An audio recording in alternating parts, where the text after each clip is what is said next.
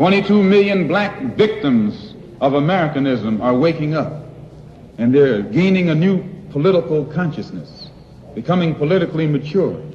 And as they develop this political maturity, they're able to see the recent trends in these political elections. They see that the whites are so evenly divided that every time they vote, the race is so close they have to go back and count the votes all over again. And which means that any block, any minority that has a block of votes that stick together is in a strategic position. Either way you go, that's who gets it. You're in a position to determine who go to the White House and who stay in the doghouse. You're the one who has that power. You can keep Johnson in Washington, D.C., or you can send him back to his Texas cotton patch.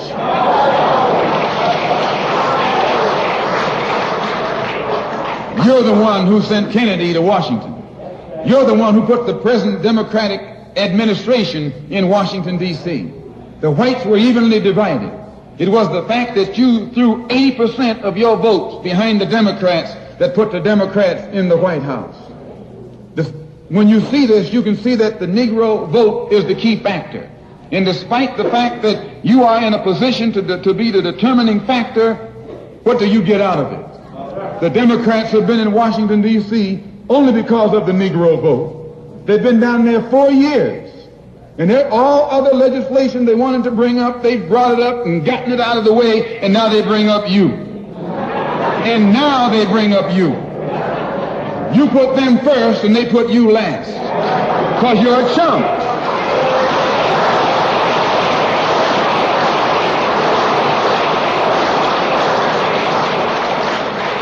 A political chump.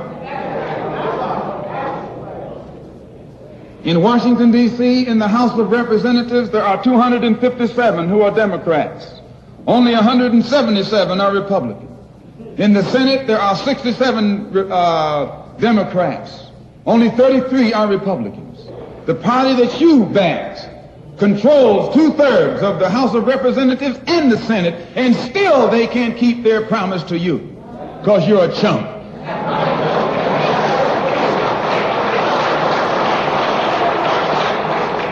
Anytime you throw your weight behind a political party that controls 2/3 of the government, and that party can't keep the promise that it made to you during election time, and you're dumb enough to walk around continuing to identify yourself with that party, you're not only a chump, but you're a traitor to your race.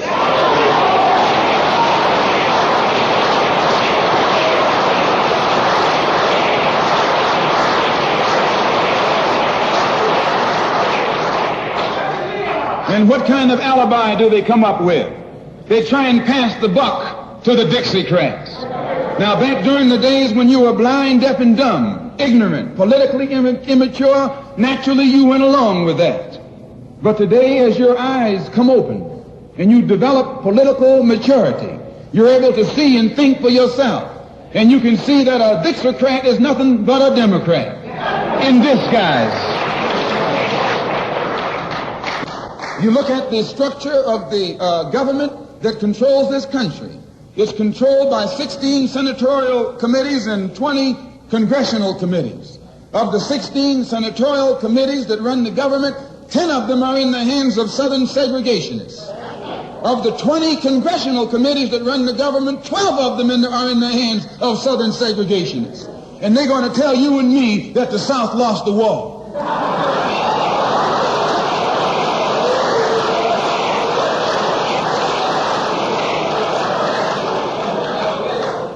Today are in the hands of a government of segregationists, racists, white supremacists, who belong to the Democratic Party but disguise themselves as Dixiecrats. Dixiecrat is nothing but a Democrat.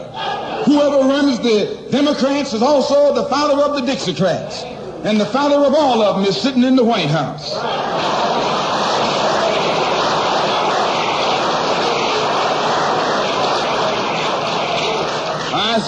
I say it again. You got a president who's nothing but a Southern segregationist.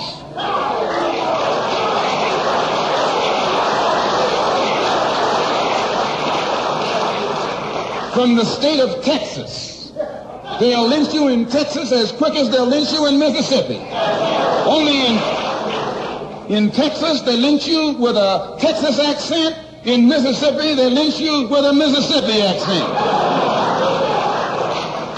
And the first thing the cracker does when he comes in power, he takes all the Negro leaders and invites them for coffee to show that he's all right. And those Uncle Toms can't pass up the coffee.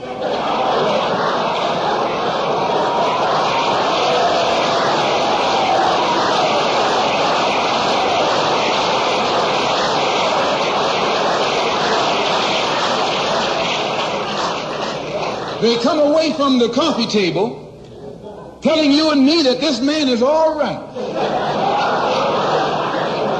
because he's from the South. And since he's from the South, he can deal with the South. And well, look at the logic that they're using. What about Eastland? He's from the South. Make him the president. If Johnson is a good man because he's from Texas, and being from Texas will enable him to deal with the South, Eastland can deal with the South better than Johnson.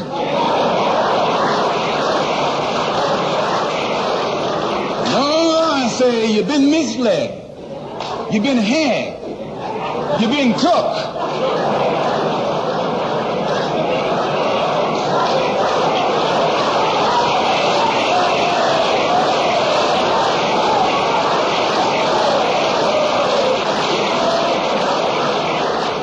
I was in Washington a couple of weeks ago while the senators were filibustering. And I noticed in the back of the Senate a huge map. And on this map, it showed the distribution of Negroes in America. And surprisingly, the same senators that were involved in the filibuster were from the states where there were the most Negroes. Why were they filibustering the civil rights legislation? Because the civil rights legislation is supposed to guarantee voting rights to Negroes in those states. And those senators from those states know that if the Negroes in those states can vote, those senators are down the drain.